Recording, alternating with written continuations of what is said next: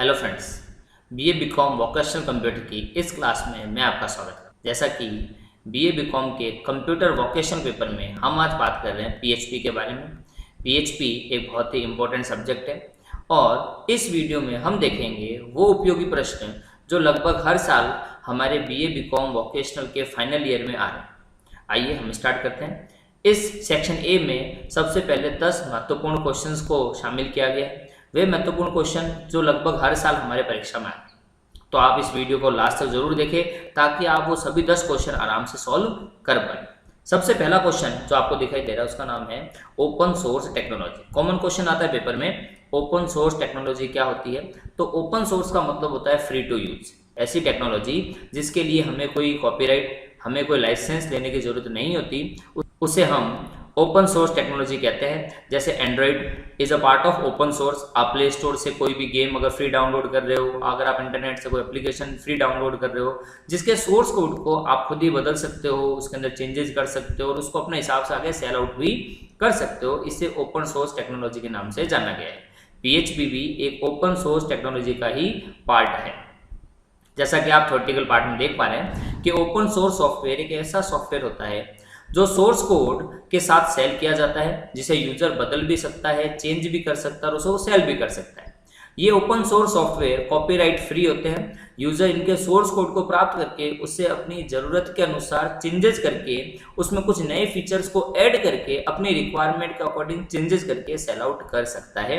That's a open source technology, जिसे FOSS भी कहा जाता है, फ्री ओपन सोर्स सॉफ्टवेयर।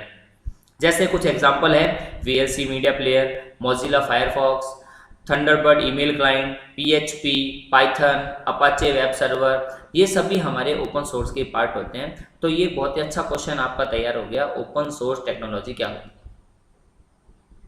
दूसरा प्रश्न जो हमें दिखाई दे रहा है वो है हमारा व्हाट इज पीएचपी। पीएचपी क्या है? पीएचपी भी एक ओपन सोर्स टेक्नोलॉजी है। इसे स्क्रिप्टिंग लैंग्वेज और प्रोग्रामिंग लैंग्वेज के नाम से भी जाना जाता है। जनरली हम जो वेबसाइट बनाते हैं, वेबसाइट दो प्रकार की होती है, स्टैटिक और डायनामिक। और स्टैटिक वेबसाइट को बनाने के लिए हम सिंपली HTML का यूज करते हैं, लेकिन उस HTML की एप्लीकेशन में हम कोई भी डेटाबेस एप्लीकेशन को ऐड नहीं कर सकते। तो इसके लिए हम जो प्रोग्रामिंग लैंग्वेज यूज करते हैं उसका नाम है PHP।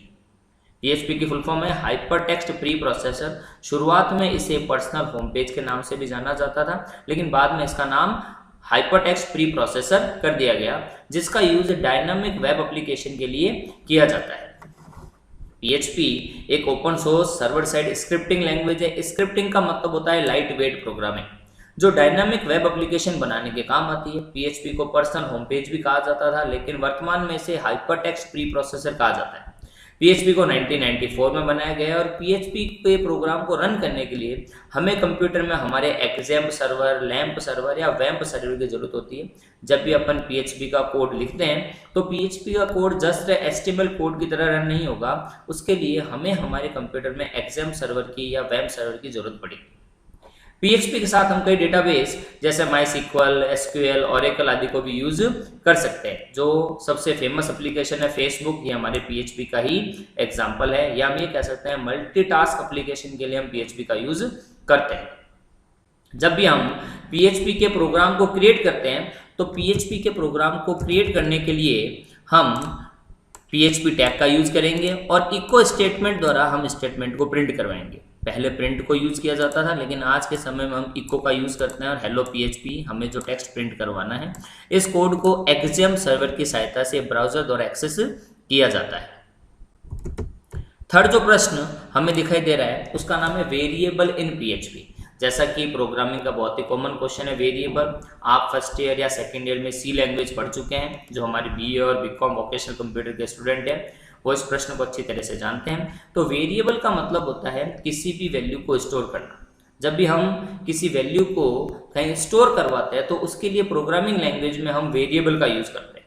वेरिएबल का यूज किसी वैल्यू को स्टोर करने के लिए किया जाता है और PHP में वेरिएबल को डिक्लेयर करना अदर प्रोग्रामिंग लैंग्वेज की तुलना में एकदम डिफरेंट है। यहाँ पर जब भी हम वेरिएबल को डिक्लेयर करेंगे तो उसके लिए डॉलर सिंबल का यूज किया जाता है। मीन्स वेरिएबल एक कंटेनर की तरह होता है जिसका मेन काम इंफॉर्मेशन को स्टोर करना है। PHP में वेरिएबल सेम उसी प्रकार से काम करता है जैसे दूसरी लैंग्वेज में यूज किया जाता है, यानी कि वेरिएबल एक तरह का कंटेनर है जिसमें डेटा को स्टोर करते हैं। जैसे आप अपना मोबाइल नंबर, नाम आदि अगर कुछ स्टोर करवा रहे हैं तो उसके लिए हम वेरिएबल का यूज ही करते हैं। PHP में वेरिएबल को डिफाइन करना बहुत ही आसान है। वेरिएबल को PHP में डिफाइन करने के लिए डॉलर निशान का यूज किया जाता है। फॉर एग्जाम्पल, अगर आप वेरिएबल का यूज कर रहे हैं तो आप इस तरह से लिखेंगे $A जो भी आपने वैल्यू दी, $B जो भी आपने वैल्यू दी, और $C। यहाँ पर आपको इंट, फ्लोट, कैरेक्टर आदि लिखने की नीड नहीं है क्योंकि कंपाइलर ऑटोमेटिकली इस वैल्यू को कन्वर्ट कर लेता है और स्टेटमेंट को प्रिंट कराने के लिए हम इको का यूज करते हैं। तो ये हम सिंपली एग्जांपल भी नोट कर सकते हैं कि PHP में वेरिएबल कैसे डिक्लेयर किए जाते हैं। जैसा कि वेरिएबल को बनाने के कुछ नियम भी है, आप जानते भी हैं कि वेरिएबल के आगे PHP में डॉलर का सिंबल लगाना है। वेरिएबल का पहला अक्षर न्यूमेरिक नहीं होना चाहिए, अल्फाबेट होना चाहिए। वेरिएबल में स्पेस अलाउड नहीं है तो उसके लिए हम अंडरस्कोर का यूज कर सकते हैं। वेरिएबल केस सेंसिटिव होते हैं, स्मॉल लेटर या कैपिटल लेटर में डिफरेंस रहेगा। लेकिन जो मोस्ट इंपोर्टेंट क्वेश्चन हमारे एग्जाम में आता है कि PHP में वेरिएबल कितने तरीके से हम डिजाइन कर सकते हैं। तो PHP में वेरिएबल को डिजाइन करने के 3 तरीके हैं, लोकल वेरिएबल, ग्लोबल वेरिएबल और स्टैटिक वेरिएबल। इससे हम जनरल वे में स्कोप ऑफ वेरिएबल के नाम से भी जानते हैं। वे वेरिएबल जो किसी फंक्शन के ब्लॉक के अंदर डिफाइन करवाए जाते हैं उन्हें बोला जाता है लोकल वेरिएबल, जिनकी रेंज लिमिटेड होती है। और ऐसे वेरिएबल जिन्हें ब्लॉक के बाहर डिफाइन करवाया जाएगा, जिन्हें पूरे प्रोग्राम में कोई भी यूज कर सकता है, उसे बोला जाता है ग्लोबल वेरिएबल, जिनकी रेंज वाइड होती है। और तीसरा जो वेरिएबल है वो होता है स्टैटिक। स्टैटिक का मतलब होता है फिक्स, रेंज को फिक्स कर देना। मतलब किसी भी प्रोग्राम की लाइफ साइकिल को स्टार्ट करने के लिए हम अपने प्रोग्राम में स्टैटिक कीवर्ड का यूज करते हैं। फॉर एग्जांपल, अगर हमने किसी वेरिएबल को स्टैटिक डिक्लेयर कर दिया तो उसकी डिफॉल्ट वैल्यू ऑटोमेटिकली 0 हो जाती है। जनरल में ये कंसेप्ट हम स्टोरेज क्लास में पढ़ चुके हैं, जहां पर हमने 4 स्टोरेज क्लास पढ़ी थी, auto class, extern class, static class और रजिस्टर क्लास। तो उसी का ये पार्ट है स्टैटिक। जैसा कि बताया गया है कि लोकल वेरिएबल ब्लॉक के अंदर बनाए जाते हैं, ग्लोबल वेरिएबल ब्लॉक के बाहर बनाए जाते हैं और स्टैटिक वेरिएबल का यूज जनरली लाइफ साइकिल को स्टार्ट करने के लिए किया जाएगा। यहाँ पर हम 3 एग्जांपल देख लेते हैं। जैसा कि सबसे पहले हम बात कर रहे हैं लोकल वेरिएबल। आपने यहाँ पर एक फंक्शन बनाया है और फंक्शन के अंदर ही आप अगर वेरिएबल डिक्लेयर करते हो, ये आपका लोकल वेरिएबल। ये एग्जाम्पल आप चाहे तो नोट कर सकते हैं, जिसकी रेंज लिमिटेड होगी, इसे सिर्फ ब्लॉक के अंदर ही यूज किया जाएगा। ऐसे वेरिएबल जिन्हें फंक्शन के पहले बनाया जाता है, मतलब जिनको प्रोग्राम में कोई भी कहीं भी यूज कर सकता है, इसको बोलते हैं ग्लोबल वेरिएबल। और यहाँ पर जो हमारा थर्ड वेरिएबल है वो है, थर्ड टाइप का जो वेरिएबल है वो है हमारा स्टैटिक। स्टैटिक का मतलब फिक्स। जैसे मैंने यहाँ पर लिया स्टैटिक काउंट और काउंट की पहली वैल्यू 0 दे दी और काउंट को प्लस प्लस मतलब इंक्रीमेंट कर दिया। और जब मैं इस फंक्शन को कॉल कराऊंगा तो इसकी पहली वैल्यू 1 काउंट होगी क्योंकि इसकी वैल्यू 0 है, प्लस प्लस पर 1, अगेन फिर कॉल करवाने पर 2, अगेन फिर कॉल कराने पर 3। अगर मैं यहाँ स्टैटिक कीवर्ड का यूज ना करूं तो हमेशा मेरा आउटपुट आएगा 0 0 0। ये हो गया हमारे 3 तरह के वेरिएबल। पहला हो गया हमारा स्टैटिक वेरिएबल, दूसरा हो गया हमारा लोकल वेरिएबल और तीसरा हो गया हमारा ग्लोबल वेरिएबल। क्वेश्चन नंबर 4 है हमारा फंक्शन इन PHP। फंक्शन क्या होता है और फंक्शन कैसे बनाए जाते हैं। तो दोस्तों आपको ध्यान में रहे कि फंक्शन का मतलब होता है मॉड्यूलर प्रोग्रामिंग। जब हमारे प्रोग्रामिंग स्ट्रक्चर लार्ज और कॉम्प्लेक्स हो जाते हैं तब उनकी कॉम्प्लेक्सिटी को रिड्यूस कम करने के लिए हम अपने प्रोग्राम को छोटे छोटे ब्लॉक में डिवाइड कर देते हैं, जिसे फंक्शन कहा जाता है। फंक्शन का मेन यूज कोड की रिपीटेशन को रोकना है। फंक्शन को हम एक बार बनाते हैं और प्रोग्राम में कहीं पर भी यूज कर सकते हैं। फंक्शन कोड के रिपीटेशन को रोकते हैं और फंक्शन का यूज करते हुए हम अपनी प्रोग्रामिंग की कॉम्प्लेक्सिटी को कम भी कर सकते हैं।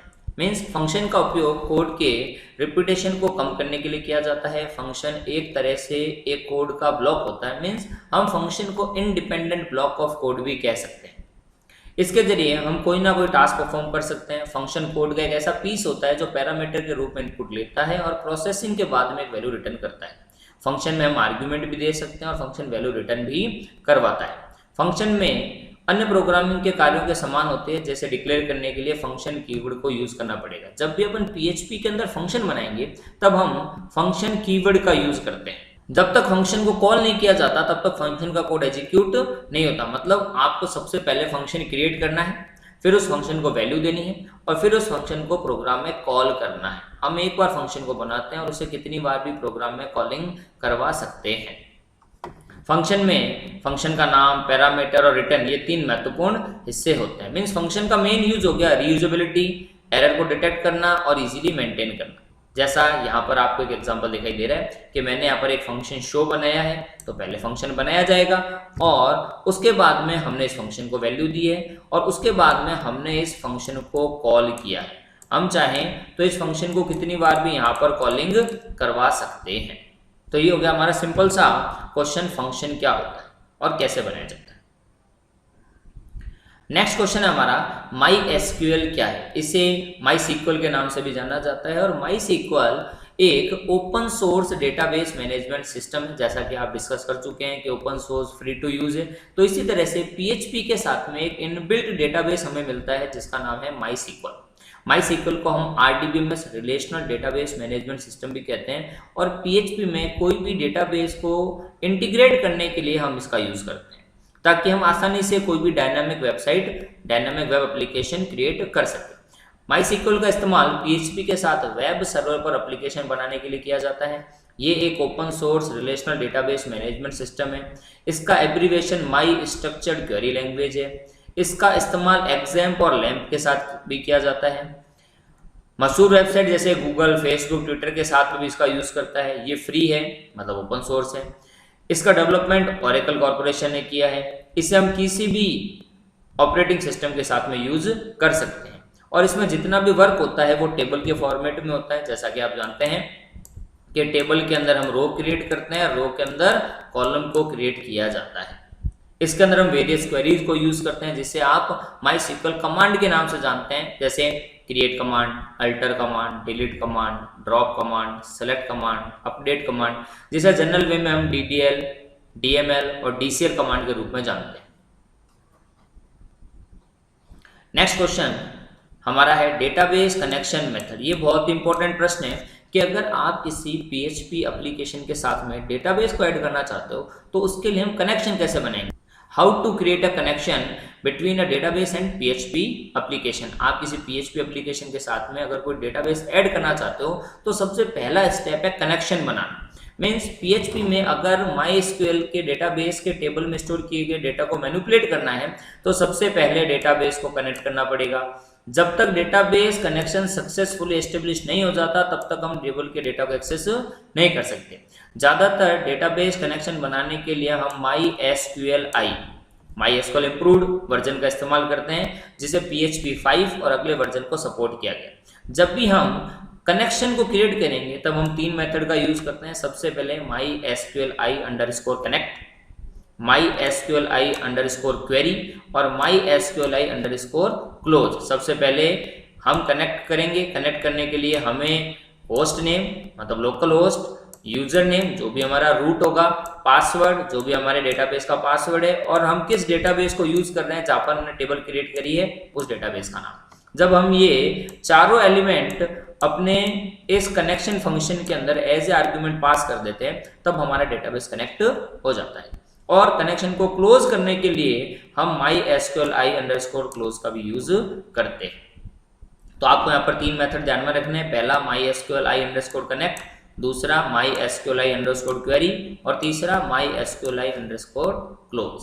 कनेक्शन क्रिएट करने के लिए, क्वेरी फायर करने के लिए और कनेक्शन को टर्मिनेट करने के लिए। नेक्स्ट क्वेश्चन है हमारा डेट फंक्शन इन PHP। जैसा कि PHP एक प्रोग्रामिंग लैंग्वेज है और PHP में बहुत सारे इनबिल्ट फंक्शन होते हैं जैसे string function, array function, date function, time function, math function, ऐसे बहुत सारे इनबिल्ट फंक्शन है जिसे हम एज पर रिक्वायरमेंट यूज कर सकते हैं। तो उसी में से एक क्वेश्चन जनरेट हुआ है date function in PHP। Means किसी भी PHP एप्लीकेशन या प्रोग्राम में डेट को शो करने के लिए जो हमें फंक्शन दिया गया है उसका नाम है डेट फंक्शन। जैसा कि नाम से पता चल रहा है कि इस मेथड के जरिए आप डेट और टाइम को शो करवा सकते हैं। PHP में डेट फंक्शन को डेट द्वारा डिफाइन किया जाता है और इस फंक्शन के जरिए आप डेट और टाइम को आउटपुट में शो कर सकते हैं, जिसका सिंटेक्स है date format comma timestamp. Format का मतलब आप डेट को किस फॉर्मेट में शो करना चाहते हैं जिसके जरिए आप टाइम स्टैम्प को स्पेसिफाई कर सकते हैं। जैसे अगर आपको डी, एम और वाई के फॉर्मेट में चाहिए तो आप इस तरह ये क्वेश्चन सॉल्व कर सकते हैं कि टुडे इज डेट फंक्शन का हमने यूज किया, वाई, एम और डी। वाई का मतलब हो गया ईयर, एम का मतलब हो गया मंथ और डी का मतलब हो गया डेट। तो ये बहुत ही सिंपल सा हमारा एग्जांपल हो गया डेट फंक्शन। नेक्स्ट क्वेश्चन जो आपको दिखाई दे रहा है उसका नाम है फॉर्म एलिमेंट। जैसा कि आप HTML के अंदर बेसिक पढ़ चुके हैं कि फॉर्म क्या होता है, यूजर से इनपुट लेने के लिए हम फॉर्म का यूज करते हैं। जनरल वे में आप अगर कोई एप्लीकेशन फॉर्म फिल कर रहे हैं, आप अपना एग्जामिनेशन फॉर्म फिल कर रहे हैं, तो जो फॉर्म क्रिएट किया गया है उसके लिए हम HTML एलिमेंट्स का यूज करते हैं। और PHP में इन HTML एलिमेंट को आगे जाके डेटाबेस के साथ भी कॉन्फ़िगर कर दिया जाता है। तो इस क्वेश्चन में हम सिंपली पढ़ रहे हैं फॉर्म एलिमेंट। अगर आप कोई फॉर्म बनाना चाह रहे हैं तो आप किन किन एलिमेंट्स का यूज करेंगे। मीन जब भी आप किसी भी वेबसाइट में लॉगिन करते हैं तो फॉर्म के साथ इंटरेक्ट करते हैं और फॉर्म के जरिए आप यूजर की इंफॉर्मेशन को सर्वर तक पहुंचा सकते हैं। जनरली फॉर्म बनाने के लिए हम text box, label, radio button, check box, drop down list, password type, hidden type, number type, इस तरह के एलिमेंट का यूज करते हुए फॉर्म को बनाते हैं। और जब हम फॉर्म को डेटाबेस के साथ अटैच करते हैं तो आगे जाकर हम उसमें गेट मेथड और पोस्ट मेथड का भी यूज कर सकते हैं। फिलहाल इस क्वेश्चन में आपको सिर्फ फॉर्म के बारे में बताना है, तो हम सिंपली फॉर्म के बारे में पढ़ रहे हैं कि एक फॉर्म में HTML टैग द्वारा इंटरफेस क्रिएट किया जाता है, जैसे input, check box, radio button. HTML में फॉर्म का फॉर्म के जरिए शुरू करते हैं और स्लैश फॉर्म के साथ में क्लोज कर दिया जाता है। फॉर्म का यूज हम डेटाबेस में इंफॉर्मेशन को स्टोर करवाने के लिए करते हैं। साथ में फॉर्म के जरिए डेटाबेस में मौजूद इंफॉर्मेशन के डेटा को एडिट भी कर दिया जा सकता है। कुछ इनपुट फील्ड जैसे text box, label, radio button जो भी हमने डिस्कस किए हैं ये महत्वपूर्ण रहेंगे, तो आप इसको आसानी से पढ़ सकते हैं। एग्जाम्पल में समझा दिया, जैसे कि आप लेबल बनाते हैं एंटर नेम, तो आप टेक्स्ट बॉक्स क्रिएट कर सकते हैं, आप ड्रॉप डाउन लिस्ट क्रिएट कर सकते हैं, आप रेडियो बटन बना सकते हैं, आप चेक बॉक्स बना सकते हैं, आप जनरली पासवर्ड टाइप यूज कर सकते हैं। तो इस तरह से हम अपने प्रैक्टिकल क्लासेस के अंदर ये देख सकते हैं कि हम फॉर्म कैसे क्रिएट करें। नेक्स्ट क्वेश्चन जो हमें दिखाई दे रहा है, क्वेश्चन नंबर 9, क्रिएट टेबल इन MySQL। MySQL के अंदर आप टेबल कैसे क्रिएट करेंगे। जनरली टेबल क्रिएट करने के लिए हम DDL कमांड का यूज करते हैं, डेटा डेफिनेशन लैंग्वेज। और जब भी अपन टेबल क्रिएट करेंगे तो टेबल को क्रिएट करते समय हमें सबसे पहले फील्ड का नाम मतलब कॉलम का नाम, उसका डेटा टाइप और उसका साइज लेना जरूरी है। जनरल वे में डेटा टाइप हम जानते हैं कि डेटा टाइप कौन कौन से PHP में, जैसे character, var character, int, date, time, ये हमारे कुछ डेटा टाइप होते हैं। इन डेटा टाइप को जनरल वे में आप C प्रोग्रामिंग में पढ़ चुके होंगे। तो MySQL के एक डेटाबेस में कई सारी टेबल बनाई जा सकती है। जैसा कि आप जानते हैं कि डेटाबेस का मतलब होता है कलेक्शन ऑफ टेबल, और डेटाबेस में टेबल को क्रिएट करने के लिए क्रिएट टेबल, टेबल नेम, इस तरह के सिंटेक्स का यूज करते हैं। जैसे अगर हम कोई स्टूडेंट नाम की टेबल बना रहे हैं और उसमें हम एलिमेंट यूज करें ID, स्टूडेंट का नेम और ग्रेड, तो हम लिखेंगे क्रिएट टेबल स्टूडेंट ID हो गया हमारा फील्ड का नाम, इंटीजर हो गया हमारा डेटा टाइप और 2 हो गई हमारी रेंज। रेंज का मतलब कि जो इसमें वैल्यू आएगी वो 2 डिजिट के फॉर्मेट में होगी। सेकंड हमने एलिमेंट लिया स्टूडेंट का नाम हो गया हमारा कॉलम का नाम। वेर कैरेक्टर मतलब सिंगल कैरेक्टर, और वेर कैरेक्टर मतलब 255 कैरेक्टर तक हम इसमें ले सकते हैं, जिसकी रेंज हमने दे दी 50, मतलब 50 कैरेक्टर तक का नाम हम इसमें स्टोर करवा सकते हैं। इसी तरह ग्रेड, वेर कैरेक्टर, आप चाहे तो कैरेक्टर भी यूज कर सकते हैं, ग्रेड हम देते हैं जनरल वे में A, B या C। तो ये हो गया हमारा सिंपली। तो जब भी हम इस क्वेरी को रन करेंगे तो हमारे डेटाबेस में सिंपली एक टेबल बन जाएगी जिसके अंदर 3 कॉलम होंगे, जिसमें पहला तो हो जाएगा हमारा ID, दूसरा हो जाएगा हमारा स्टूडेंट का नाम और तीसरा हो जाएगा हमारा ग्रेड। और जब हम यहाँ पर इंसर्ट वेरीफायर करेंगे तो इसके अंदर डेटा भी स्टोर करवाया जा सकता है। नेक्स्ट क्वेश्चन जो आपको दिखाई दे रहा है MySQL डेटा टाइप, ये भी एक महत्वपूर्ण प्रश्न है जो एग्जाम में बहुत बार आ रखा है। तो MySQL के अंदर डेटा टाइप जैसा भी अपने डिस्कस किया था कि ID अगर मुझे न्यूमेरिक चाहिए तो मैं इंटीजर लूंगा, नाम स्ट्रिंग में होना चाहिए तो वेर कैरेक्टर का यूज करेंगे, ग्रेड वेर कैरेक्टर या कैरेक्टर भी हो सकती है। अगर मुझे यहाँ पर डेट ऑफ बर्थ यूज करनी है तो मैं यहाँ पर डेट टाइम को यूज करूंगा।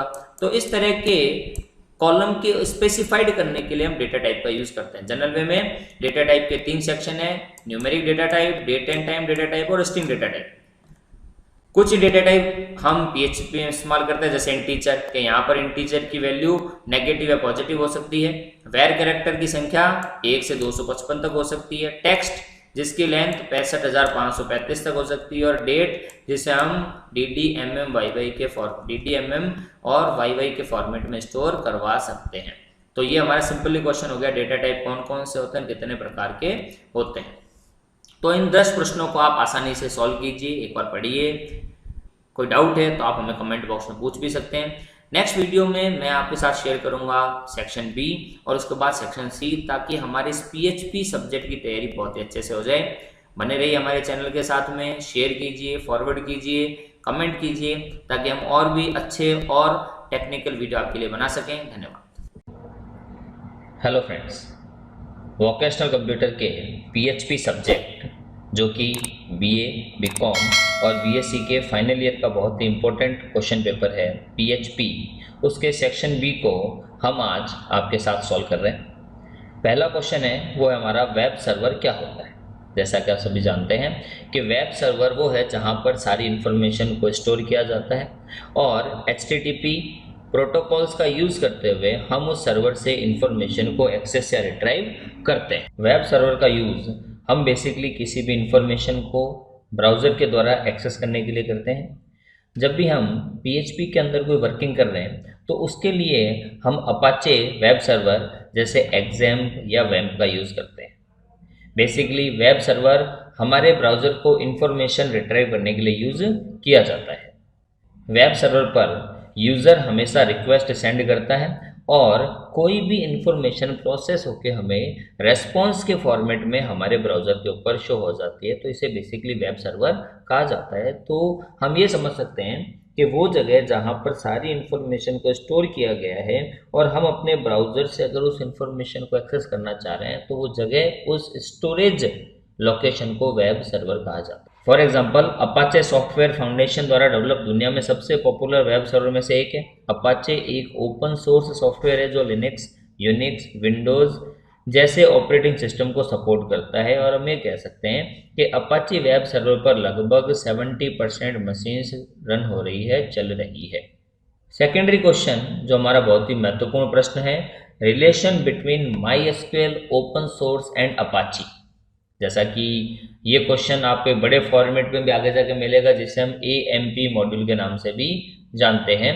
तो यहाँ पर हम देख रहे हैं कि इन तीनों के बीच में रिलेशन क्या है। फॉर्मूले अगर समझा जाए तो ओपन सोर्स एक टेक्नोलॉजी है, मीन्स जिसे हम फ्री टू यूज कहते हैं, जिसके ऊपर आप कोई भी सॉफ्टवेयर एप्लीकेशन को आसानी से डाउनलोड कर सकते हो, उसके सोर्स कोड को आप चेंज कर सकते हो, उसके सोर्स कोड को मॉडिफाई करके आगे सेल आउट भी कर सकते हो।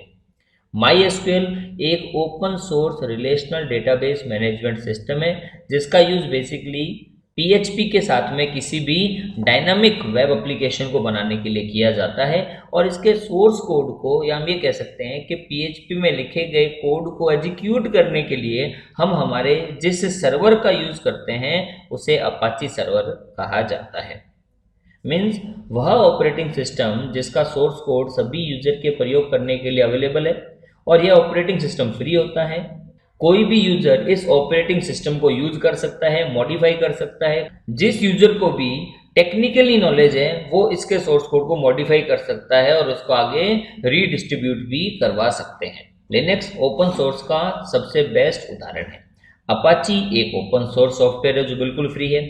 अपाची वेब सर्वर को विंडोज और लिनक्स में ऑपरेटिंग सिस्टम इंस्टॉल कर सकते हैं और अपाची वेब सर्वर का सबसे ज़्यादा प्रयोग लिनक्स सर्वर में होता है। हम ये कह सकते हैं, जैसा कि भी आपने ऊपर पढ़ाई था कि वेब सर्वर क्या है, हमने एक एग्जाम्पल भी रीड किया था कि अपाची सर्वर उसका एग्जाम्पल है। Means Apache web server fast, reliable और सिक्योर है। अभी सबसे ज़्यादा वर्डप्रेस वेबसाइट हमारे अपाची सर्वर पर ही होस्ट होती है। और नंबर 3 हमारा MySQL, जिसे MySQL के नाम से भी जाना जाता है, कि ये एक रिलेशनल डेटाबेस मैनेजमेंट सिस्टम है जो फास्ट और उपयोग करने में आसान है। यहाँ कई छोटे बड़े रिसोर्सेज द्वारा इसको यूज़ किया जाता है। ये कई ऑपरेटिंग सिस्टम में भी काम कर सकता है और इससे हम कई प्रोग्रामिंग लैंग्वेज के साथ में भी अटैच कर सकते हैं और ये भी फ्री है। तो ये एक 3-in-1 कॉम्बिनेशन हो गया जिसे हम ओपन सोर्स अपाची और माइस्क्वेल टेक्निक के नाम से जानते हैं। तीनों ही फ्री टू यूज है और तीनों का use basically open source applications के लिए किया जाता है। क्वेश्चन नंबर 3 है हमारा ऑपरेटर्स इन पीएचपी। ये भी स्टूडेंट एक बहुत ही महत्वपूर्ण प्रश्न है जो ऑलमोस्ट सभी क्वेश्चन पेपर के अंदर आ चुका है कि ऑपरेटर्स क्या होते हैं। हम जानते हैं कि ऑपरेटर एक प्रकार के चिन्ह होते हैं, सिंबल होते हैं जो कंपाइलर को बताते हैं कि वेरिएबल के बीच में क्या लॉजिक लगाना है। अगर मैं सिंपली प्रोग्राम बनाते समय a की वैल्यू 10 और b की वैल्यू 5 दे दूं, लेकिन अगर मैं कोई भी ऑपरेटर आइडेंटिफाई नहीं करूं तो मेरे कंपाइलर को पता नहीं चलेगा कि इन दोनों के बीच में लॉजिक क्या लगाना है, क्योंकि 10 और 5 अगर हम एडिशन करते हैं तो 15 होता है। 10 और 5 का अगर हम डिवीजन निकालते हैं तो 2 आएगा, अगर हम 10 और 5 में सब्ट्रैक्ट करते हैं तो 5 आएगा। तो अगर मैं कोई भी सिंबल आइडेंटिफाई नहीं करूं तब तक हम डिफाइन नहीं कर सकते कि इन वेरिएबल के बीच में क्या लॉजिक लगाना है। तो बहुत ही सिंपली इसकी थ्योरी बन गई कि operator are a symbol who tell the compiler which action perform on operand. Operator एक प्रकार के चिन्ह होते हैं, सिंबल होते हैं जो कंपाइलर को बताते हैं कि वेरिएबल के बीच में क्या लॉजिक लगाना है। बेसिकली ऑपरेटर का प्रयोग हम डेटा को डेवलप करने के लिए करते हैं और प्रोग्रामिंग लैंग्वेज में ऑपरेटर को मैथमेटिक्स से लिया गया।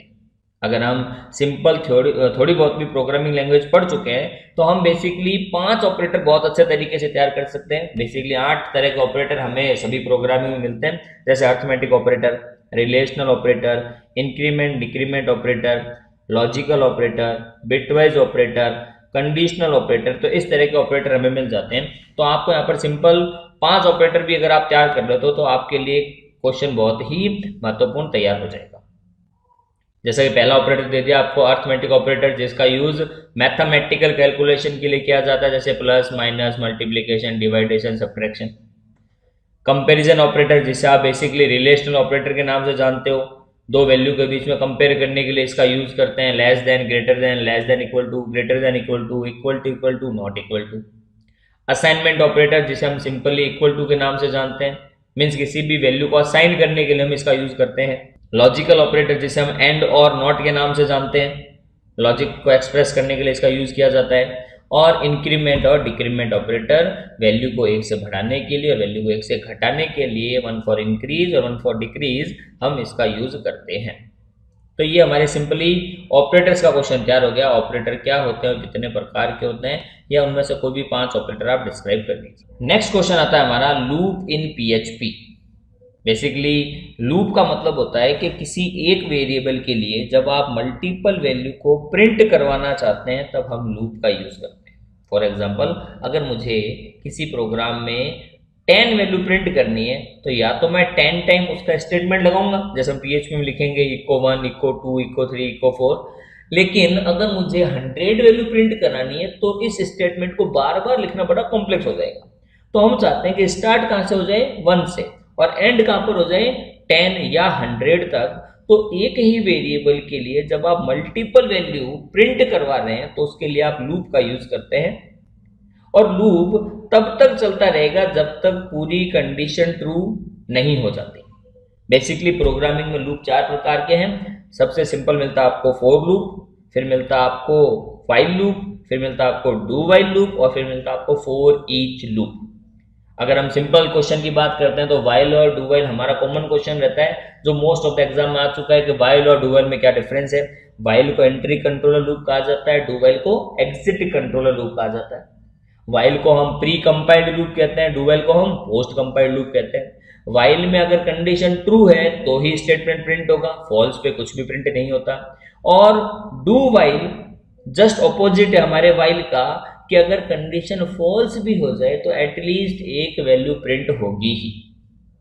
तो एक सिंपल मैंने अलग से क्वेश्चन तैयार करवा दिया आपको कि व्हाइल और डू व्हाइल में क्या डिफरेंस है। लेकिन जो हमारा मोस्ट ऑफ द क्वेश्चन है वो है हमारा फॉर और फॉर ईच क्या होता है। कॉमन प्रोग्रामिंग में हम फॉर, व्हाइल और डू व्हाइल ही पढ़ते हैं, लेकिन पीएचपी में एक नया लूप दे दिया गया जिसका नाम है फॉर ईच। तो सबसे पहले अगर हम बात करते हैं फॉर की, तो फॉर को भी प्री कंपाइल्ड लूप भी कहते हैं, इसे हम एंट्री कंट्रोल लूप भी कह सकते हैं, इसे 1 लाइन स्टेटमेंट भी कहा जाता है, क्योंकि इसमें पूरी कंडीशन को एक ही लाइन में डिक्लेयर कर देते हैं।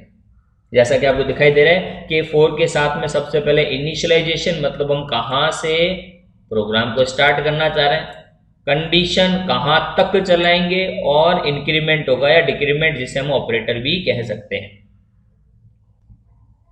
लेकिन फॉर ईच लूप ये एक स्पेशल टाइप का लूप है और इसका यूज हम बेसिकली एरे के साथ में करते हैं, और ये वहां पे काम आएगा जहां पर हम कंप्लीट वैल्यू को प्रिंट करवाना चाहते हैं।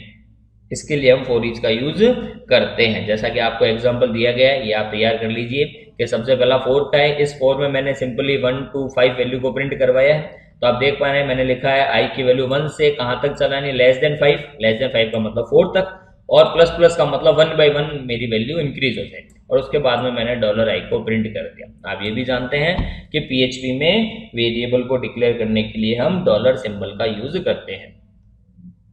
तो यहाँ पर ये हो गया आपका इनिशियलाइजेशन, ये हो गई आपकी कंडीशन, और ये हो गया आपका ऑपरेटर। लेकिन जो दूसरा है वो है हमारा एग्जांपल फॉर ईच का, कि आप फॉर ईच के अंदर एरे फंक्शन का यूज करते हो और आपने वैल्यू दे दी 10, 20 और 30, और यहाँ पर आप लिख दिया फॉर ईच के $array एज अ वैल्यू, मतलब वेरिएबल। मीन्स ये तब तक चलता रहेगा जब तक कंप्लीट वैल्यू प्रिंट नहीं हो जाती और आपके सामने कंप्लीट वैल्यू इसकी प्रिंट हो गई। ये हमारा एग्जांपल हो गया फॉर और for each. Next question, MySQL commands. इसे आप MySQL कमांड्स के नाम से भी जान सकते हो। और MySQL कमांड्स का यूज हम किसके लिए करते हैं, क्योंकि हम जानते हैं कि MySQL भी एक रिलेशनल डेटाबेस मैनेजमेंट सिस्टम है, ये भी फ्री टू यूज है, ये भी ओपन सोर्स का पार्ट है, और इसमें जितनी भी इंफॉर्मेशन को रखी जाती है वो टेबल फॉर्मेट में होती है। सभी टेबल आपस में इंटररिलेटेड होती है, और उन टेबल से डेटा को फेच करने के लिए, रिट्राइव करने के लिए हम इसके अंदर DDL, DML, DCL, TCL commands का यूज करते हैं। जो हमारी सबसे फेमस कमांड है वो हम यूज करते हैं DDL और DML। तो DDL के अंदर आपको 4 कमांड तैयार कर लेनी है, क्रिएट, ड्रॉप, अल्टर और ट्रंकेट। और DML में आपको तैयार कर लेनी है इंसर्ट, अपडेट, डिलीट और सेलेक्ट। क्रिएट का यूज टेबल को क्रिएट करने के लिए, ड्रॉप का यूज किसी भी कॉलम को हटाने के लिए या टेबल को हटाने के लिए, अल्टर का यूज नया कॉलम ऐड करने के लिए या नया कॉलम दिए गए कॉलम को हटाने के लिए, मतलब टेबल के साथ में अल्टरेशन करने के लिए। ट्रंकेट का यूज, तो ये कॉमन क्वेश्चन आता है कि ड्रॉप और ट्रंकेट में क्या फर्क है। तो ट्रंकेट का जब हम यूज करते हैं तो टेबल का स्ट्रक्चर अवेलेबल रहता है लेकिन सारा डेटा चला जाता है। लेकिन अगर हम ड्रॉप का यूज करेंगे तो डेटा भी गया और टेबल भी गई। इसी तरह हम यूज करते हैं DML, जिसमें हम यूज करते हैं डेटा, बनी गई टेबल के अंदर डेटा को इंसर्ट करवाना, अगर डेटा को एडिट करना है तो अपडेट करना, डेटा को हटाना है तो डिलीट करना, और डेटा को देखना है तो सेलेक्ट करना। ये बेसिकली 2 कमांड है जो एडवांस में काम आती है, grant, revoke, comment, roll back या सेव पॉइंट। तो यहाँ पर आपको बेसिक तैयार कर लेना है कि हमारी SQL की कौन कौन सी क्वेरीज होती है, जिसे डेटाबेस सब क्वेरी भी कहा जाता है। तो एक फॉर्मल क्वेश्चन आपका तैयार हो गया, SQL की कमांड्स कौन कौन सी।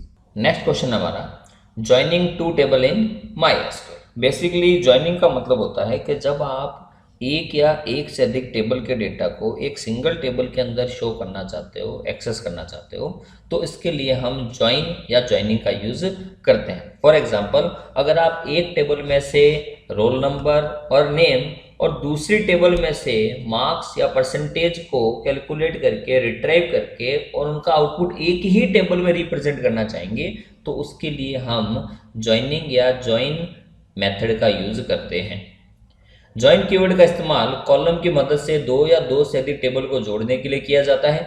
कभी कभी हमें एक से अधिक टेबल के डेटा की आवश्यकता होती है, तो इसके लिए हम उसे सिंगल टेबल के रूप में लेते हैं। मल्टीपल टेबल को सिंगल टेबल में जोड़कर हम सिंगल SQL स्टेटमेंट से ही डेटा को मैनिपुलेट कर सकते हैं। टेबल उन कॉलम पर जुड़े हुए होते हैं और टेबल में जिनका डेटा टाइप और डेटा विड्थ एक जैसी हो। बेसिकली ज्वाइनिंग 4 प्रकार की है, यहाँ पर आपको दिखाई दे रहा है, inner join, full join, left join और राइट ज्वाइन। ये 4 प्रकार के ज्वाइनिंग हम ज्यादातर अपने डेटाबेस के अंदर यूज करते हैं। और यहाँ पर बता भी रखा है कि इनर ज्वाइन के दिए गए दोनों टेबल की वैल्यू को मैच करके रिकॉर्ड रिटर्न करता है। फुल ज्वाइन के जब लेफ्ट या राइट पे मैच होता है तब रिकॉर्ड रिटर्न करता है। लेफ्ट ज्वाइन टेबल से मैच करके लेफ्ट टेबल के सभी रिकॉर्ड को रिटर्न करता है। और राइट ज्वाइन लेफ्ट टेबल से मैच करके राइट टेबल के सभी रिकॉर्ड को रिटर्न करता है।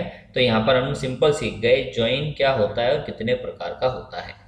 नेक्स्ट क्वेश्चन हमारा वैलिडेटिंग द यूजर इनपुट। यहाँ पर पहले ये समझना होगा हमें कि वैलिडेशन होता क्या है। बेसिकली वैलिडेशन का मतलब होता है कि it use to force the user to fill a correct value in a form. Means हम ये कह सकते हैं कि हमारे द्वारा बनाए गए फॉर्म या यूजर फॉर्म के अंदर यूजर से करेक्ट और कंप्लीट वैल्यू लेने के लिए हम वैलिडेशन का यूज करते हैं। फॉर एग्जाम्पल आप लोग फॉर्म भरते ही हो और फॉर्म में अगर आप ईमेल आईडी में अगर @ नहीं लगाते हो, मोबाइल नंबर अगर हम गलती से 9 या 11 डिजिट का लिख देते हैं, URL के अंदर अगर हम HTTP का यूज नहीं करते हैं, तो इस तरह की कॉमन एरर को वैलिडेट करने के लिए हम वैलिडेशन का यूज करते हैं। जब HTML फॉर्म को क्रिएट किया जाता है तब उसे वैलिडेट भी किया जाता है, और वैलिडेट करने का मतलब है कि यूजर फॉर्म को फिल कर रहा है वो सही इंफॉर्मेशन इंसर्ट करे। हम चाहते हैं कि हमारा जो नेम है वो ज़्यादा से ज़्यादा 12 कैरेक्टर का होना चाहिए, तो इसके लिए बेसिकली हम वैलिडेशन का यूज़ करेंगे। वैलिडेशन के अंदर हम नेम को वैलिडेट, यूजर नेम को, ईमेल आईडी को, URL को, मोबाइल नंबर को और जेंडर को इस तरह से वैलिडेट कर सकते हैं। और वैलिडेशन हम नेम पे भी लगा सकते हैं और ईमेल पे भी लगा सकते हैं। यहाँ पर एक सिंपल स्क्रिप्ट दी गई है कि अगर आप नेम को वैलिडेट करना चाहते हैं तो यहाँ पर आप यूज़ करते हैं वैलिडेशन का match method, regular expression method इसके के नाम से इसको जाना जाता है। और आप यूज़ करते हैं कि या तो नेम होना चाहिए स्मॉल a to z या होना चाहिए capital A to Z। Secondary हम यूज़ करते हैं ईमेल वैलिडेशन, मतलब हम ईमेल को भी वैलिडेट कर सकते हैं। और ईमेल वैलिडेशन में मोस्टली किसको ध्यान में रखा जाता है, @ के सिंबल को यूज किया जाता है। अगर ईमेल मैच नहीं होगा तो एरर आ जाएगी इनवैलिड ईमेल, और अगर नाम मैच नहीं होगा तो लिखा आ जाएगा ओनली लेटर और वाइट स्पेस अलाउड, यहाँ पर नंबर या कोई अदर सिंबल अलाउड नहीं है। तो ये सिंपल सा होता है वैलिडेशन क्या होता है, हम वैलिडेशन कहाँ कहाँ पे लगा सकते हैं। और ये आप सिंपली कोई भी एक एग्जाम्पल इनमें से तैयार कर सकते हो कि आप नेम वैलिडेशन या ईमेल को वैलिडेट कैसे करोगे। नेक्स्ट क्वेश्चन हमारा स्ट्रिंग फंक्शन कौन कौन सा है। सबसे पहले क्लियर हो जाए स्ट्रिंग क्या होता है। स्ट्रिंग का मतलब होता है सेट ऑफ कैरेक्टर, कैरेक्टर के समूह को स्ट्रिंग कहा जाता है। जैसे अगर आप कोई पूरा नाम लिख रहे हैं हेलो, तो वो हमारा एज ए स्ट्रिंग की तरह शो होता है। स्ट्रिंग एक तरह से कैरेक्टर का कलेक्शन होता है। स्ट्रिंग एक डेटा टाइप है जिसे PHP सपोर्ट करता है। स्ट्रिंग को मैनेज करने के लिए हम PHP के कुछ इनबिल्ट फंक्शन को यूज करते हैं, जैसे strlen, ये सबसे फेमस फंक्शन है। किसी भी स्ट्रिंग की लेंथ को कैलकुलेट करने के लिए हम strlen फंक्शन का यूज करते हैं। फॉर एग्जांपल अगर मैंने यहाँ पर हेलो वर्ड लिखा है तो ये मुझे बता देगा कि इसमें कुल कितने कैरेक्टर है। तो यहाँ पर 5 हेलो के कैरेक्टर है, 5 वर्ड के कैरेक्टर है और 1 वाइट स्पेस दिया गया है, तो इसका आउटपुट आ गया 11। तो strlen का यूज लेंथ को रिटर्न करवाने के लिए किया जाता है। इसी तरह से सेकंड फंक्शन हमें मिलता है str वर्ड काउंट। स्ट्रिंग में वर्ड काउंट मीन्स जो हमने स्ट्रिंग लिखी है, ऊपर वाले फंक्शन ने तो बताया कैरेक्टर कितने हैं और ये फंक्शन हमें बताएगा कि इसमें वर्ड कितने हैं। जैसे हेलो वर्ड, तो इसका आउटपुट आ जाएगा 2।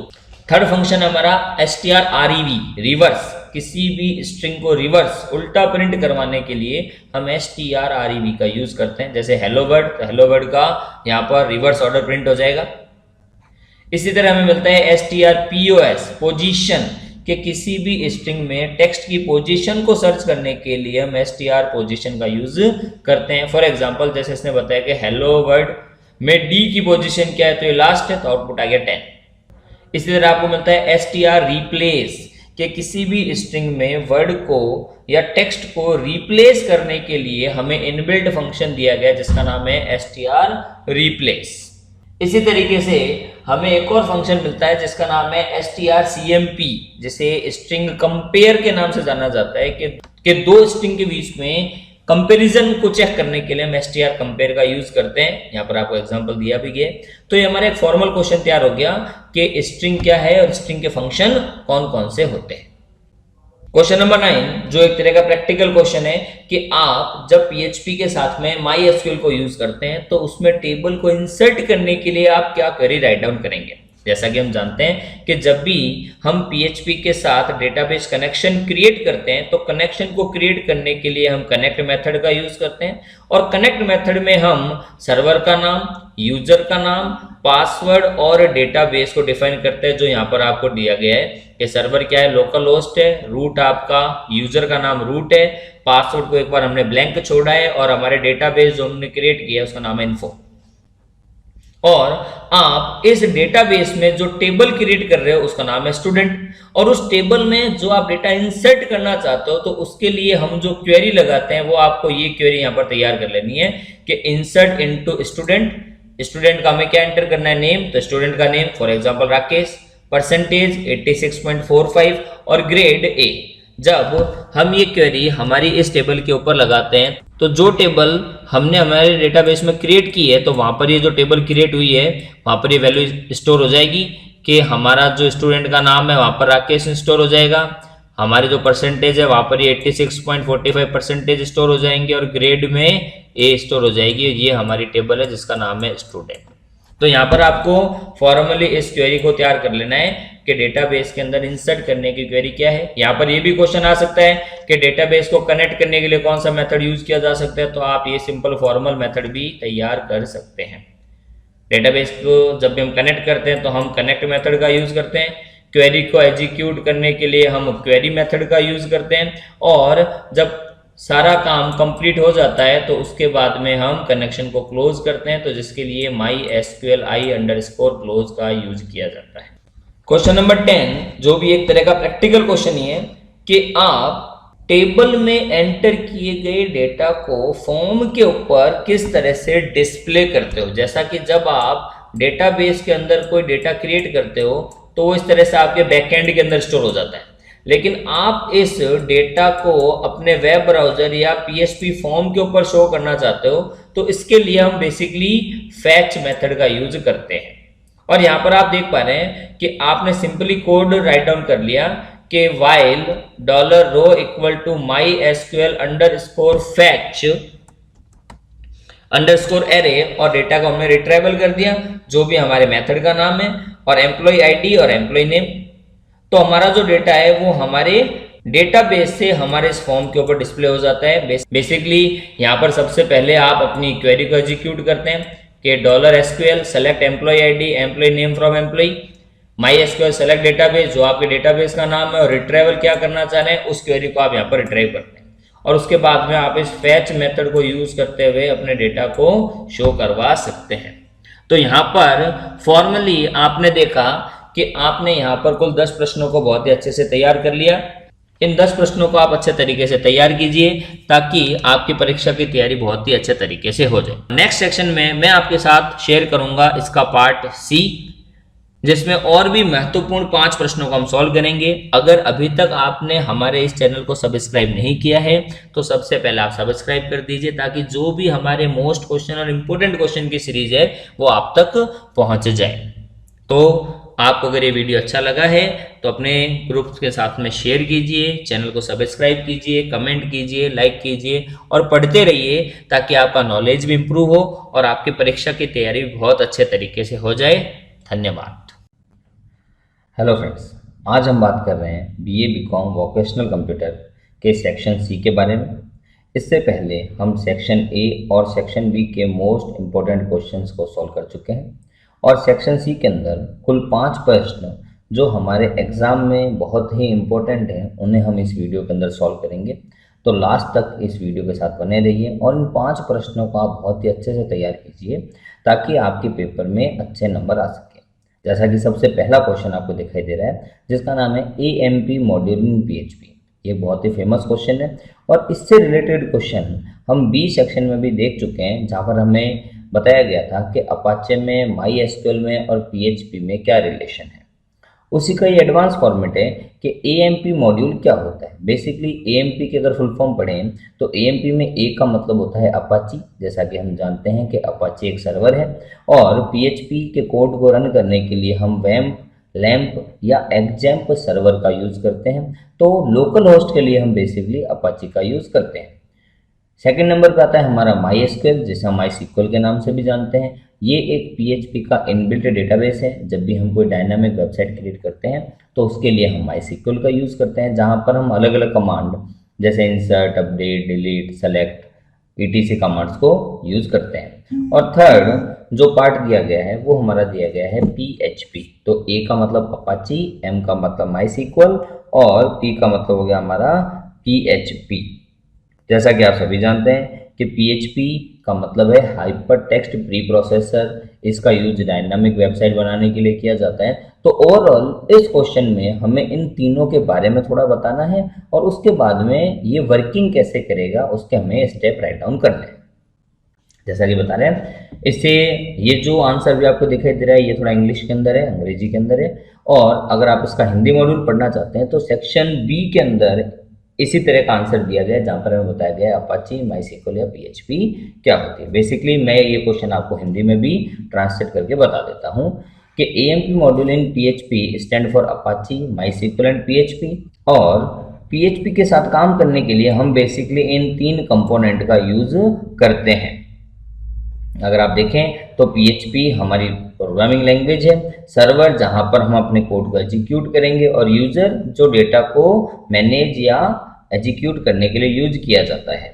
एएमपी मॉड्यूल में बेसिकली अपाचे एक सर्वर की तरह काम करता है जहां पर हम अपनी वेबसाइट को होस्ट करते हैं।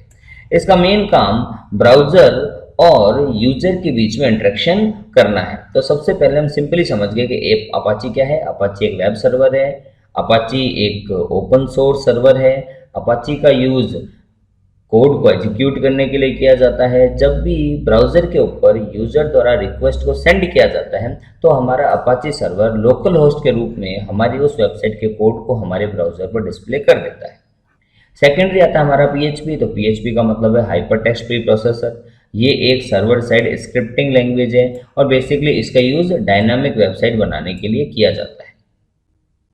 देन माईसीक्वल एक रिलेशनल डेटाबेस मैनेजमेंट सिस्टम है और इसका यूज डायनामिक वेबसाइट के डेटाबेस को क्रिएट करने के लिए किया जाएगा। जैसा कि हम जानते हैं कि RDBMS में सारी इन्फॉर्मेशन को टेबुलर फॉर्मेट में यूज किया जाता है और इसके कोड को एक्सेस करने के लिए हम वेब ब्राउजर का यूज करते हैं। जैसा कि अगर ये तीनों आपस में कंबाइंड हो जाए तो काम कैसे करेंगे, तो वर्किंग के लिए यहाँ प्रोसेस बताई गई है कि सबसे पहले ब्राउजर के ऊपर यूजर रिक्वेस्ट सेंड करता है और उस रिक्वेस्ट को सर्वर के द्वारा आइडेंटिफाई किया जाता है और फिर वो पेज हमारे ब्राउजर के ऊपर डिस्प्ले हो जाता है। तो यहाँ पर हमें 3 चीज़ बेसिकली बतानी है, अपाची क्या है, माईसीक्वल क्या है और पीएचपी क्या है। सेकेंडरी क्वेश्चन हमारा आता है array and it's type in PHP. ये एक बहुत ही महत्वपूर्ण प्रश्न है। इस क्वेश्चन को आप बहुत ही अच्छे से तैयार कीजिए क्योंकि ये वो प्रश्न है जो नो डाउट या हम ये कह सकते हैं 100% एग्जाम में आता ही है, क्योंकि ये बहुत ही महत्वपूर्ण पार्ट है। तो एरे के बारे में थोड़ा समझा जाए कि एरे एक यूजर डिफाइंड डेटा स्ट्रक्चर होता है। एक ही वेरिएबल में मल्टीपल वैल्यू को स्टोर करवाने के लिए हम एरे का यूज करते हैं। एरे की इंडेक्स वैल्यू 0 होती है। पीएचपी में एरे को बनाने के लिए हम एरे फंक्शन का यूज करते हैं। पीएचपी में एरे 3 प्रकार के हैं, जैसा कि हम ये भी question as a short note के रूप में बी सेक्शन में देख चुके हैं, जहाँ पर हमने पढ़ा था कि एरे और उसके टाइप कौन से हैं। तो एरे के अंदर हम पढ़ते हैं सबसे पहला न्यूमेरिक एरे, दूसरा हम पढ़ते हैं एसोसिएटिव एरे और तीसरा पढ़ते हैं हम मल्टी वैल्यूड एरे या मल्टी डायमेंशन एरे के नाम से भी उसे जानते हैं। जैसा कि थ्योरी में बता रखा है कि एरे के जरिए आप सेम टाइप की वैल्यू को एक ही वेरिएबल में स्टोर कर सकते हो। यह एक स्पेशल वेरिएबल होता है जिसमें एक ही समय में बहुत सारी वैल्यू को स्टोर करवाया जाता है।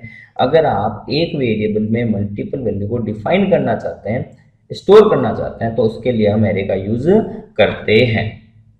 एरे एक विशेष प्रकार का डेटा स्ट्रक्चर है जिसमें हम फिक्स साइज की वैल्यू को स्टोर करवा सकते हैं। एरे हम कितना भी डेटा स्टोर करवा सकते हैं और एरे को बनाने के लिए हम एरे फंक्शन का यूज करते हैं। जैसा कि मैंने डिफाइन भी किया था कि एरे 3 प्रकार के हैं, न्यूमेरिक एरे, एसोसिएटिव एरे और मल्टी डायमेंशन एरे। अगर हम सबसे पहले बात करें न्यूमेरिक एरे क्या होता है, तो ऐसे एरे जिनकी की वैल्यू न्यूमेरिक हो इसे बेसिकली न्यूमेरिक एरे कहा जाता है। की वैल्यू का मतलब होगा यहाँ पर इंडेक्स वैल्यू से, मीन्स वे एरे जिनकी आप इंडेक्स वैल्यू नंबर फॉर्मेट में देते हो, इससे हमेशा हम न्यूमेरिक एरे के नाम से जानेंगे। इस एरे में आप नंबर, स्ट्रिंग और ऑब्जेक्ट को स्टोर करवा सकते हैं, लेकिन इंडेक्स हमेशा नंबर से ही शुरू होगा और एरे की डिफॉल्ट वैल्यू हमेशा 0 होती है। और एरे की वैल्यू को प्रिंट करवाने के लिए हम प्रिंट अंडरस्कोर r फंक्शन का यूज करते हैं। तो ये एक सिंपल सा आप तैयार कर लीजिए कि एरे क्या होता है और न्यूमेरिक एरे कैसे बनाया जाता है। लेकिन जो दूसरा एरे है वो हमारे लिए बहुत ही महत्वपूर्ण है, जिसका नाम है एसोसिएटिव एरे। मीन्स ऐसे एरे जिनकी इंडेक्स वैल्यू एटलीस्ट, या हम ये कह सकते हैं जिसकी इंडेक्स वैल्यू स्ट्रिंग हो, उसे एसोसिएटिव एरे कहा जाता है। कि एसोसिएटिव एरे भी न्यूमेरिक एरे की तरह है, लेकिन फ़र्क इतना है कि एसोसिएटिव एरे में इंडेक्स को अलग से डिफाइन किया जा सकता है। आप एरे के इंडेक्स को स्ट्रिंग में भी लिख सकते हैं। न्यूमेरिक एरे में देखा आपने कि इसकी जो की वैल्यू है वो नंबर में है, लेकिन एसोसिएटिव एरे उसे कहा जाएगा जहाँ पर इसकी की वैल्यू स्ट्रिंग भी हो सकती है, तो इसे बोला जाता है एसोसिएटिव एरे। और नंबर थर्ड जो एरे है उसका नाम है मल्टी डायमेंशन एरे, कि जब आप किसी एक एरे के अंदर एक और एरे को क्रिएट करते हो, जिसे हम नेस्टेड एरे के नाम से भी जानते हैं, इसे मल्टी डायमेंशन एरे कहा जाता है। कि पीएचपी में मल्टी डायमेंशन एरे को नेस्टेड एरे भी कहते हैं, और मल्टी डायमेंशन एरे में 2 या 2 से अधिक एरे हो सकते हैं। जैसा आपको यहाँ एग्जांपल दिखाई दे रहा है कि आपने पहले एक एरे फंक्शन बनाया है, फिर इसके अंदर एक और एरे फंक्शन बनाया, तो इसकी जो इंडेक्स वैल्यू यहाँ पर क्रिएट होगी वो इंडेक्स वैल्यू क्रिएट होगी 0, और फिर हमने दूसरा एरे क्रिएट किया है, इसकी इंडेक्स वैल्यू यहाँ पर क्रिएट हो जाएगी 1। जब आप यहाँ पर क्रिएट कर रहे हैं तो ये आपका पहला एरे हो गया और ये आपका दूसरा एरे हो गया। तो जब किसी एक एरे में एक से अधिक एरे को क्रिएट किया जाता है, इसे हमेशा हम मल्टी डायमेंशन एरे के नाम से जानते हैं। क्वेश्चन नंबर 3 जो हमारे लिए एक बहुत ही महत्वपूर्ण प्रश्न है, जिसमें हम पढ़ेंगे type of MySQL table and storage engine. जैसा कि ये प्रश्न भी बहुत ही महत्वपूर्ण है, इसको भी आप बहुत अच्छे से तैयार कीजिए कि माईएसक्यूएल के अंदर टेबल और स्टोरेज इंजन कौन कौन से होते हैं। जैसा कि हम जानते हैं कि रिलेशनल डेटाबेस टेबल एक प्रकार का डेटा स्ट्रक्चर होता है जो विभिन्न प्रकार की इंफॉर्मेशन को स्टोर व ऑर्गेनाइज करने का काम करता है। हम किसी भी टेबल को एक सारणी के रूप में मान सकते हैं जिसमें रो और कॉलम का कलेक्शन होता है।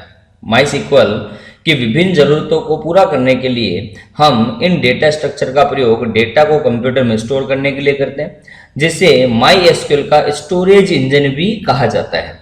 बेसिकली हम माईएसक्यूएल के अंदर इन वेरियस स्टोरेज इंजन को यूज करते हैं, जैसे ISM, InnoDB, मेमोरी, मर्ज, फेडरेट, आर्चिव और CSV।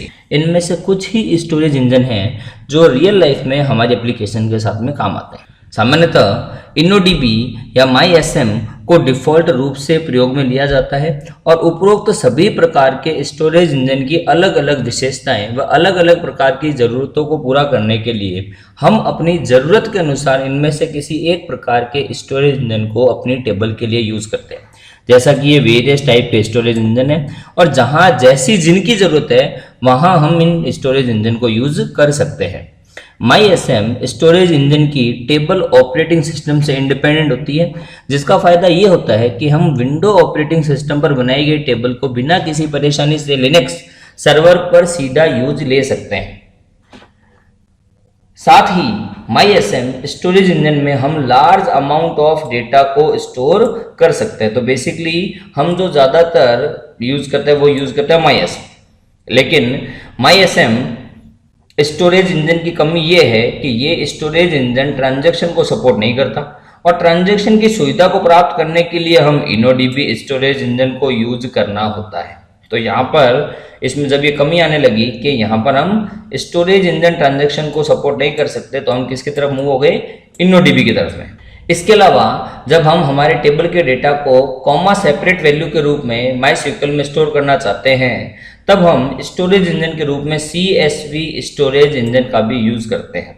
तो बेसिकली 3 स्टोरेज इंजन हमारे काम में आते हैं। नंबर 1 आता है MySM, नंबर 2 हम यूज करते हैं InnoDB, और नंबर 3 पे हमारे साथ में काम आता है CSV। तो ये कॉमन और महत्वपूर्ण क्वेश्चन हमारा तैयार हो गया कि MySQL में स्टोरेज इंजन क्या होते हैं, कितने प्रकार के होते हैं, और उनमें से फेमस कौन है और कैसे यूज किया जाएगा, या इनके फीचर्स क्या क्या होंगे। क्वेश्चन नंबर 4 जो एक प्रैक्टिकल क्वेश्चन है, जहां पर हमें यह पूछा जा रहा है कि create a simple student registration form. जैसा कि आप सिंपली HTML के अंदर जब भी कोई प्रैक्टिस करते हो तो उसके अंदर हमें एक यूजर इनपुट फॉर्म बनाते हैं, जिसका यूज यूजर्स इनपुट लेने के लिए, जैसे name, password, email ID, male female या कंट्री कोड, या इस तरह की वेरियस इंफॉर्मेशन को मैनेज करने के लिए हम इसका यूज करते हैं। अगर हम एक रजिस्ट्रेशन फॉर्म को क्रिएट करते हैं तो फॉर्म को क्रिएट करने के लिए हम label, text box, radio button, check box, password type, email type, text area, submit button, reset button, इस तरह के कंपोनेंट का यूज करते हैं। जब HTML फॉर्म को क्रिएट किया जाता है तब उसे वैलिडेट भी किया जाता है। वैलिडेट करने का मतलब यह है कि जो भी यूजर इस फॉर्म को फिल कर रहा है वो सही इन्फॉर्मेशन डाले। अगर यूजर से हमें वैलिड इन्फॉर्मेशन लेनी है तो उसके लिए हम name, user name, email, URL, mobile number या जेंडर, इस तरह के फील्ड का यूज करते हैं। और इस फॉर्म को क्रिएट करने के लिए हम label, text box, radio button, drop down list, submit button, password type, reset button, इस तरह के कंपोनेंट का यूज करते हैं। तो आप एक प्रैक्टिकली क्वेश्चन तैयार कर सकते हैं कि create a user registration form, create a student information form या ईमेल फॉर्म या इनपुट फॉर्म, इस तरह का एक सिंपल प्रैक्टिकल क्वेश्चन इन सारे कंपोनेंट्स को यूज करते हुए आपको तैयार कर लेना है। क्वेश्चन नंबर 5 जो भी हमारा एक प्रैक्टिकल क्वेश्चन है कि PHP MySQL के साथ में हम ऐड, एडिट और डिलीट के कोड को कैसे राइट डाउन करते हैं। जैसा कि जब भी हम PHP एप्लीकेशन के साथ में किसी डेटाबेस को कनेक्ट करते हैं तो फॉर्म में डेटा को इनपुट कराने के बाद में हम उसके वेरियस ऑपरेशन जैसे इंसर्शन, डिलीशन, अपडेशन जैसे ऑपरेशन को परफॉर्म करते हैं। और जब भी हम किसी भी PHP एप्लीकेशन को अपने MySQL के साथ में कनेक्ट करते हैं तो उसके लिए हम सबसे पहले अपने डेटाबेस को कनेक्ट करें। डेटाबेस को कनेक्ट करने के लिए हम MySQLi_connect मेथड का यूज करते हैं, जहाँ पे सर्वर का नाम, यूजर का नाम, पासवर्ड और कौन से डेटाबेस और टेबल के साथ हम काम कर रहे हैं उसे यहाँ पर डिस्क्राइब किया जाता है। और इस मेथड को इंप्लीमेंट करने के बाद में हम इंसर्ट क्वेरी का यूज करते हैं, जिसका यूज टेबल में डेटा को इंसर्ट करने के लिए, अपडेट क्वेरी का यूज एंटर किए गए डेटा को एडिट या अपडेट करने के लिए, और अगर हम उस डेटा को रिमूव करना चाहते हैं तो उसके लिए हम डिलीट क्वेरी को परफॉर्म करते हैं। जैसा कि जब भी हम डेटा को इंसर्ट करते हैं तो इसके लिए हम इंसर्ट इनटू टेबल का नाम स्टूडेंट और हम field value student name, percentage और ग्रेड, और जो वैल्यू इंसर्ट करनी उसके लिए हम वैल्यूज कीवर्ड के साथ में नेम के ऊपर नेम को एंटर करेंगे, परसेंटेज के ऊपर परसेंटेज को एंटर करेंगे और ग्रेड के ऊपर ग्रेड को एंटर करेंगे। जब भी हम इस क्वेरी को फायर करते हैं, एग्जीक्यूट करते हैं, तो हमारी टेबल में ये डेटा अपनी जगह पे स्टोर हो जाता है। अगर आप इस इंसर्ट किए गए डेटा को अपडेट करना चाहते हैं तब हम अपनी सेकंड क्वेरी अपडेट क्वेरी का यूज करते हैं, और अपडेट के साथ में हमेशा सेट कीवर्ड का यूज किया जाता है। हम यहाँ पर क्वेरी परफॉर्म करेंगे, अपडेट स्टूडेंट टेबल का नाम, set student name equal to, जहां पर स्टूडेंट का नाम अभी राकेश था उसका नाम हम मुकेश कर देते हैं, परसेंटेज जहां पर 86.45 था वहां पर हम 50.30 कर देते हैं, और आईडी कौन सी, क्योंकि हमने हमारी आईडी को ऑटो इंक्रीमेंट रखा है तो जिसकी भी आईडी 1 है वहां पर ये डेटा रिप्लेस हो जाए। अगर हम इस अपडेट किए गए डेटा को या इंसर्ट किए गए डेटा को हमारी टेबल में नहीं रखना चाहते तो उसके लिए हम अपनी क्वेरी डिलीट को यूज करते हैं, जहां पर हम क्वेरी फायर करते हैं delete from table name where ID equal to जो भी 1 या 2। जैसे आप इस क्वेरी को फायर करोगे आपके टेबल में इंसर्ट किया गया डेटा वहां से डिलीट हो जाएगा। तो बेसिकली इस क्वेश्चन में पहले आपको डेटाबेस कनेक्शन कैसे क्रिएट करते हैं इस पूरे मेथड को राइट डाउन कर देना है कि आप किस तरह से डेटाबेस कनेक्शन क्रिएट करते हो, किस तरह से आप उसके लिए क्वेरी फायर करते हो, और क्वेरी को एग्जीक्यूट करने के बाद में आप किस तरह से कनेक्शन को क्लोज कर देते हो। तो जब भी हम डेटाबेस में काम करते हैं तो सबसे पहले कनेक्शन के साथ में अपनी क्वेरी लिखेंगे, फिर उस क्वेरी को एग्जीक्यूट किया जाएगा और उसके बाद में हम अपने कनेक्शन को क्लोज कर देते। तो आपको कॉमनली इस मेथड को बहुत ही अच्छे से तैयार कर लेना है।